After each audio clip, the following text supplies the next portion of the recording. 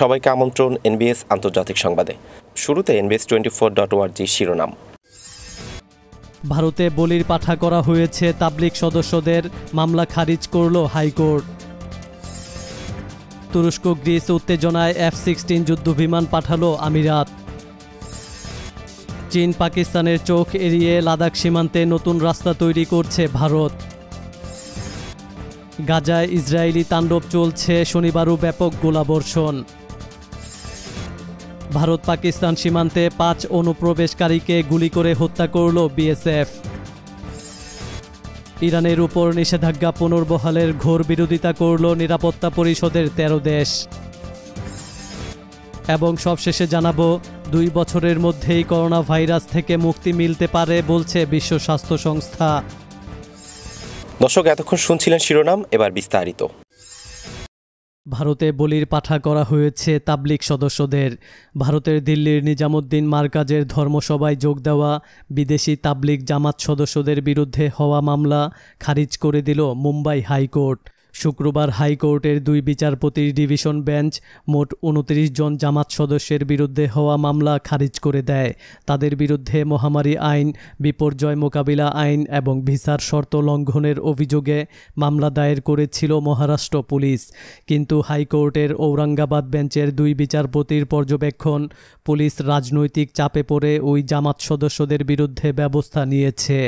বিচারপতি টিভি তালাওয়ারে এবং বিচারপতি MG সেউলিকরের ডিভিশন বেঞ্চের পর্যবেক্ষণ, মনে হচ্ছে রাজ্য সরকার রাজনৈতিক চাপে পড়ে পদক্ষেপ করেছে, আর পুলিশও সরকারি নির্দেশের বিরোধিতা করার সাহস পায়নি।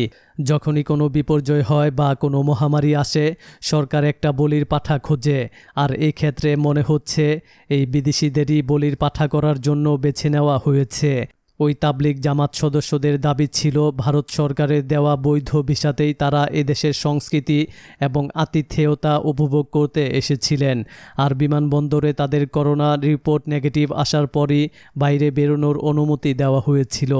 এমনকি লকডাউনের সময় তারা কখন কোথায় ছিলেন সেই সব তথ্য জেলা প্রশাসকদের দিয়েছেন। আবেদনকারীদের এই যুক্তি মেনে নিয়ে তাদের বিরুদ্ধে মামলা খারিজ করে দেয় মুম্বাই হাইকোর্টের এই ডিভিশন বেঞ্চ।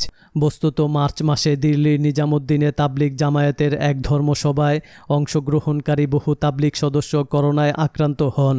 তারপরই ওই সংগঠনটি সরকারের রোষের মুখে পড়েছে। নির্দেশ অমান্য করে ধর্মীয় কার্যকলাপ এবং জমায়েত করার অভিযোগে ইতোমধ্যেই তাবলিগ জামাতের প্রায় 3500 বিদেশি সদস্যকে কালো তালিকাভুক্ত করেছে ভারত সরকার। বিশ্বের প্রায় 35টি দেশের বাসিন্দা এই তালিকায় আছেন। এর আগে তাবলিগ জামাতের বিদেশি সদস্যদের কালো তালিকাভুক্ত করা নিয়ে সুপ্রিম কোর্টেও প্রশ্নের মুখে পড়তে হয়েছে সরকারকে। এবার মহারাষ্ট্র সরকারকে এক প্রকার তিরস্কৃত হতে হলো। এ খবর জানিয়েছে সংবাদ মাধ্যম সংবাদ প্রতিদিন। তুরস্ক গ্রিস উত্তেজনায় F-16 যুদ্ধবিমান পাঠালো আমিরাত। ইসরায়েলের সঙ্গে সংযুক্ত আরব আমিরাতের সমঝোতা চুক্তির পর গ্রিসের সঙ্গে সামরিক মহড়ায় অংশ নিচ্ছে আমিরাত। এর অংশ হিসেবে গ্রিসের গ্রেট উপত্যকার বিমান ঘাঁটিতে F-16 যুদ্ধবিমান পাঠিয়েছে আরব আমিরাত। দেশটির সাউদা অঞ্চলের উপসাগরীয় ঘাঁটিতে অবস্থান করবে যুদ্ধবিমানটি। অতঃপর পূর্বাঞ্চলের ভূমধ্যসাগরে গ্রিসের সঙ্গে সামরিক মহড়ায় অংশ নেবে। গ্রিসের সামরিক বিষয়ক মন্ত্রী নিকোস ডেন্ডিয়াস ও আরব আমিরাতের পররাষ্ট্রমন্ত্রী আবদুল্লাহ বিন জায়েদ এবং গ্রিসের জাতীয় নিরাপত্তা পরিষদের প্রধান কনস্টান্টিনোফ্লোরোসের মধ্যে বেশ কয়েকবার এ বিষয়ে আলোচনা হয়। তুরস্ক ও গ্রিসের মধ্যে চরম উত্তেজনার সময় গ্রিসের সঙ্গে আমিরাতের সামরিক মহড়ায় অংশগ্রহণ তুরস্ককে বিপাকে ফেলবে বলে মনে করা হচ্ছে। এদিকে যৌথ মহড়ায় নেতৃত্ব দিতে কনস্টান্টিনোফ্লোরোসের নিয়োগের পর প্রথমে শুভেচ্ছা জানান আমিরাতের সেনাবাহিনীর প্রধান। সাউদা উপত্যকায় ভূমধ্যসাগরে উভয় দেশের বিমানবাহিনীর সহায়তায় কিছুদিন সামরিক মহড়া চলবে। এ সময় গ্রিসকে কেউ হুমকি দিতে চাইলে সাউদা ঘাঁটিতে অবস্থান করা জেট বিমানটি নির্ভুলভাবে সংকেত দেবে। মিশর, ইসরায়েল ও গ্রিসের মধ্যে ভালো সম্পর্ক থাকায় ভূমধ্যসাগরে সব দেশের উপস্থিতি থাকবে। তাছাড়া ইসরায়েলের সঙ্গে আমিরাতের নতুন সম্পর্কের কারণে গ্রিস আমিরাত থেকে যথাযথ সুবিধা লাভের চেষ্টা করছে। এ খবর জানিয়েছে সংবাদ মাধ্যম গ্রিক রিপোর্টার। চীন পাকিস্তানের চোখ এড়িয়ে নতুন রাস্তা তৈরি করছে ভারত। এবার পূর্ব লাদাখে পাকিস্তান ও চীনের চোখ এড়িয়ে ভারতীয় সেনাদের যাতায়াতে সুবিধার জন্য নতুন রাস্তা তৈরি করছে ভারত। মানালি থেকে লেহ পর্যন্ত যাওয়ার রাস্তা বানানো হচ্ছে।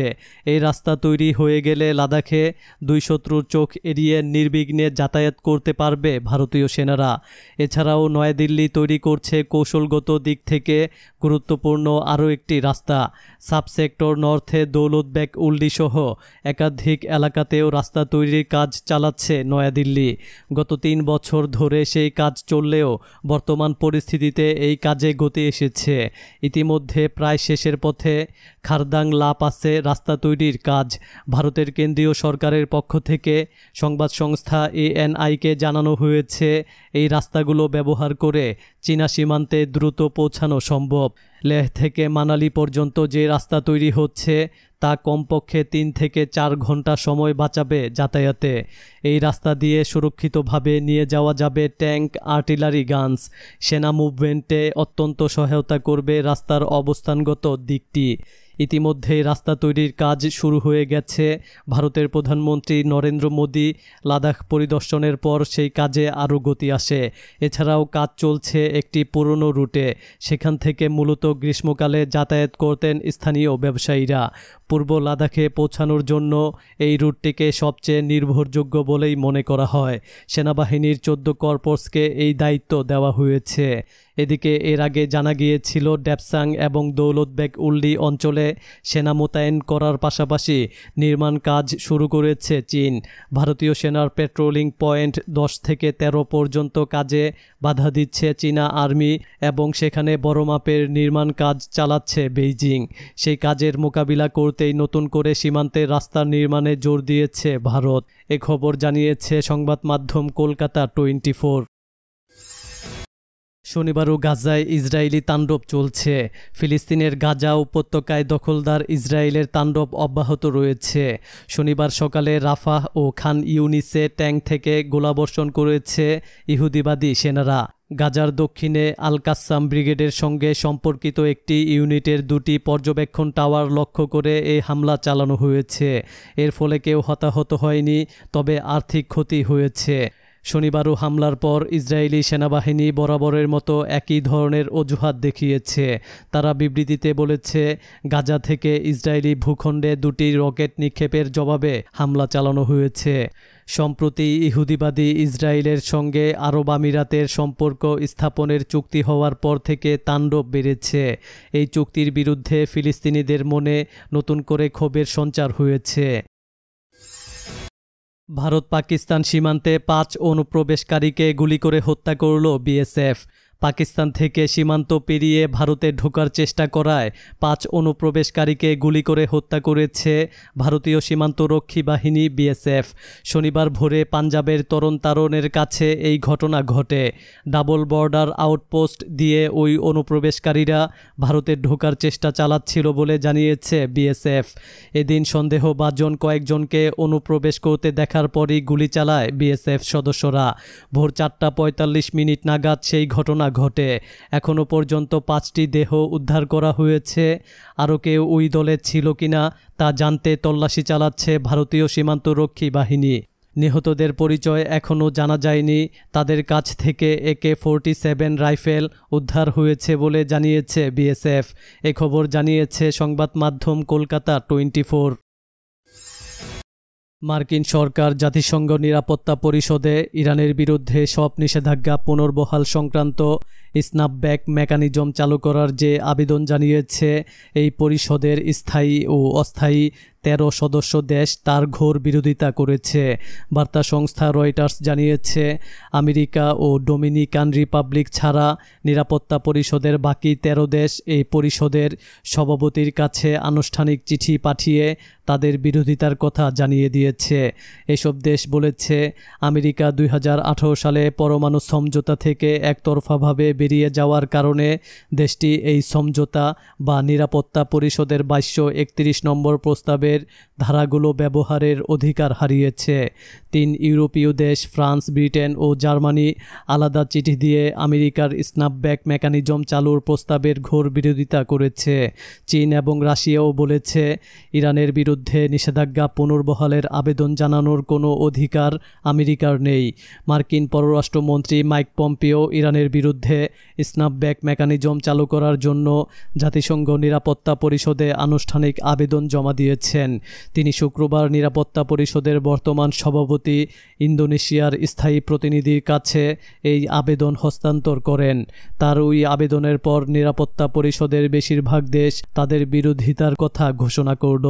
ইরান বলেছে আমেরিকা নিরাপত্তা পরিষদে স্ন্যাপব্যাক মেকানিজমের আবেদন জানালে আরেকবার অপমানিত হবে।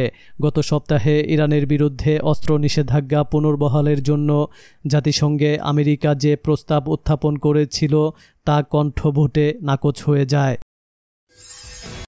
2 বছরের মধ্যেই করোনা মহামারী থেকে মুক্তি পাওয়া যাবে বলে আশা প্রকাশ করেছেন বিশ্ব স্বাস্থ্য সংস্থা বা WHO প্রধান টেড্রোস আধানোম গেব্রিয়াসুস। তিনি শুক্রবার জেনেভায় সাংবাদিকদের সঙ্গে আলাপকালে বলেন, সম্মিলিত প্রচেষ্টার মধ্য দিয়ে এই সময়ের মধ্যে এই মহামারীকে বিদায় দেওয়া সম্ভব। গেব্রিয়াসুস বলেন, প্রতি শতাব্দীতে একবার এমন স্বাস্থ্য সংকট আসে, তবে তার প্রত্যাশা বিজ্ঞান ও প্রযুক্তির উৎকর্ষের ফলে এখন অপেক্ষাকৃত কম সময়ে মহামারী থেকে মুক্তি মিলবে। তিনি বলেন, বিশ্বায়নের ফলে দ্রুত করোনা ছড়িয়েছে, তবে সবাই একসঙ্গে চেষ্টা করলে 2 বছরের মধ্যে একে সামলে নেওয়া সম্ভব। 1918 সালের যে ফ্লু সারা বিশ্বে আতঙ্ক ছড়িয়েছিল সেটা অনেক দিন চলেছিল, কিন্তু এখন আগের চেয়ে উন্নত স্বাস্থ্য ব্যবস্থা থাকায় দ্রুত এই সংকট কাটিয়ে ওঠার ব্যাপারে আশাবাদী বিশ্ব স্বাস্থ্য সংস্থা। WHOর ইমার্জেন্সি বিষয়ক প্রধান মাইকেল রায়ান বলেন, 1918 সালের মহামারী 3টি ঢেউয়ে এসেছিল। দ্বিতীয় দফায় যখন 1918 সালের শীতে এটি মাথাচাড়া দিয়ে উঠে সেটা সবচেয়ে ভয়ঙ্কর ছিল, কিন্তু করোনা ভাইরাসের ক্ষেত্রে সেরকম কোনো প্যাটার্ন পাওয়া যাচ্ছে না। দর্শক, এই ছিল এখনকার মতো। আমাদের পরবর্তী সংবাদ দেখার আমন্ত্রণ জানিয়ে বিদায় নিচ্ছি আমি শফিউল আলম আরাফ।